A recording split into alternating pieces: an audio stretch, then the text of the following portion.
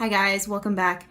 In today's pose breakdown, I'm talking about the difference between baby cobra, full cobra, and upward facing dog in terms of a traditional sun salutation vinyasa sequence. As always with these pose breakdowns, this is not a complete practice, so if you want to follow along, I suggest warming up a little bit, doing some side stretches to help prepare the body for the deeper back bends of full cobra and upward facing dog.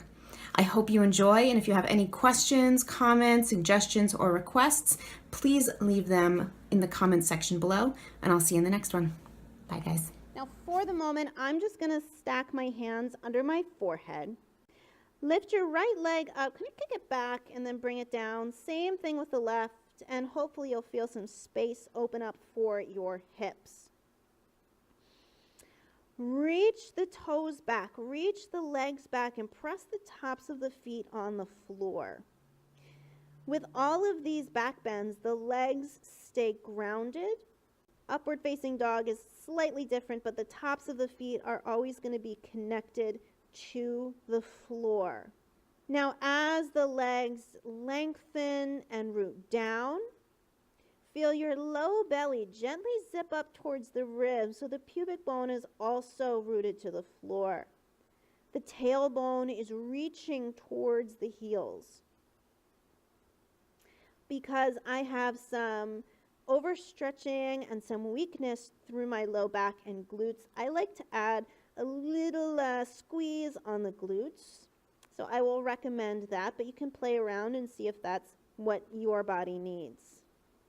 Before we begin, just check in with your breath. Even though this is not a full, complete practice, the breath is such an important part. So even here in this pose breakdown, settle into the rhythm of it. Stay connected to it. Now, keeping the rhythm of the breath, the length of the legs, and that little engagement through your core, through your pelvis, slide your hands down under the shoulders and then back. So you want the thumbs to be at the outside of the ribs. You want your hands to be able to press firmly into the floor and feel the upper arms hug in. Not so much that you're pinching the upper back, but just to keep the elbows kind of moving straight up towards the ceiling. On your next inhale, without using the hands, just lift the chest wherever it happens to go, and then exhale, release the head down. Inhale, lift the chest, and exhale, release down. And then inhale, lift the chest and pause. So this is our baby cobra. Keep your gaze on the floor. I see this a lot in my classes. It's not really helping you out to scrunch the back of the neck. So keep the back of the neck long.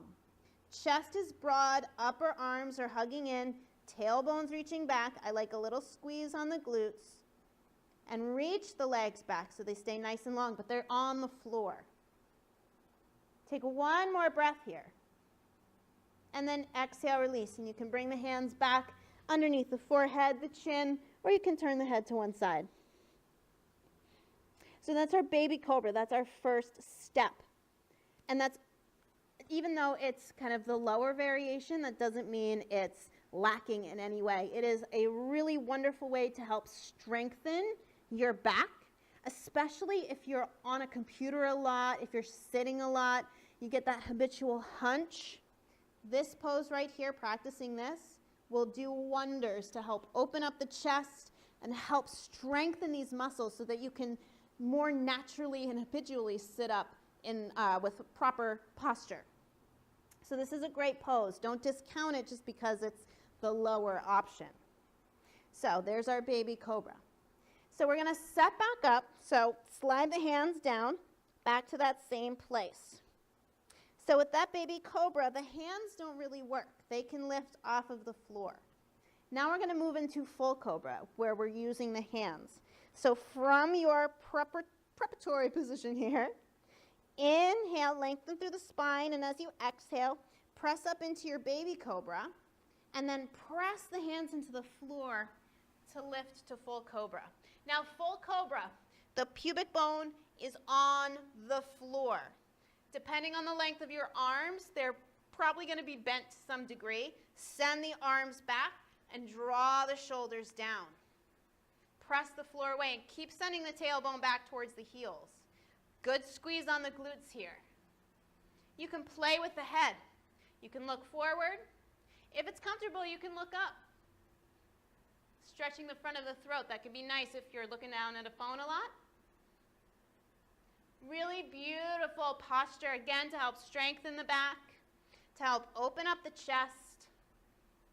Take one more deep breath in here, and then exhale, slowly release down. Come back to crocodile pose.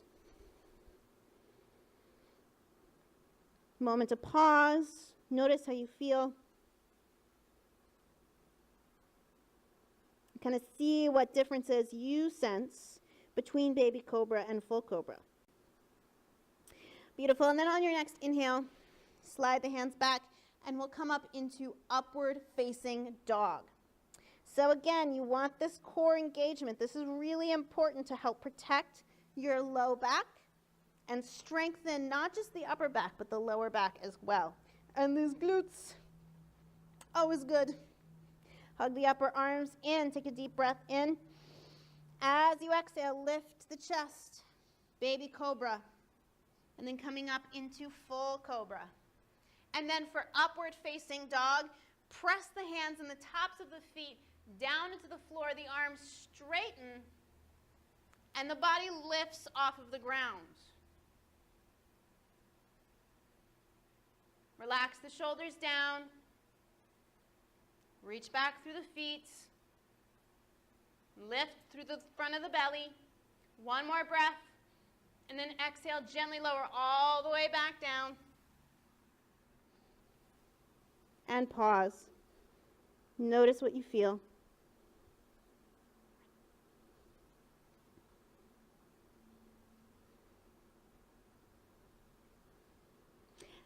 And now before I let you go, I just want to talk about the transitions.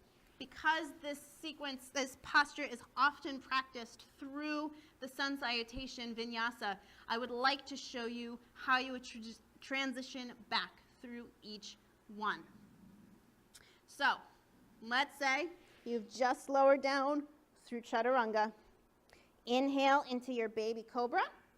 And then as you exhale, lower the chest, press the hands into the floor, curl the toes under, and press back to your downward facing dog.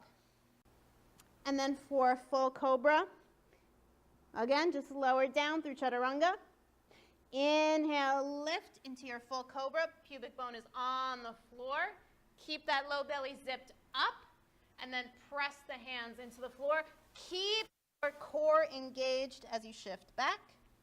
And then for upward facing dog, take a deep breath in, exhale down through Chaturanga. Notice how I'm skipping that part. And then inhale, lift up. Keep that lift through your core. Keep it engaged, zip up through the low belly, and press back. Now you can roll through the toes like I just did, or you can curl the toes under and shift back to downward facing dog, whatever works for you. Come down onto your knees, bring the big toes to touch, and just pause for a moment in child's pose.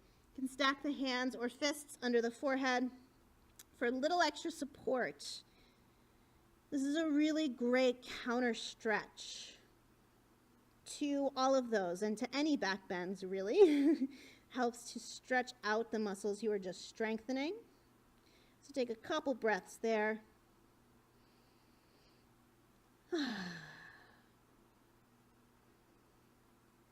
And then you can sit up towards the heels.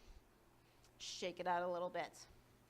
Now, of course, with any of these poses, you may have to play around and see what works exactly for you. I personally like to keep my legs in all of those poses about hips distance apart. That's something that you can play with. Again, with the placement of the hands, that's just what I find works best for most people, but you might not be most people, so that might be something that you play with. As always, listen to your body. It will tell you what's right. And I hope that this was helpful. If you have any questions, comments, your own suggestions, tips that you have, if you're a teacher or a student and you've heard something in class that you're like, oh, I like that, please do leave them down below. And if you have any requests for more videos like this, any particular postures you'd like broken down, modifications you'd like offered, or maybe something like this. Maybe there's a transition in a vinyasa sequence that you're like, I don't know what to do there. Help. I would be happy to help if I can.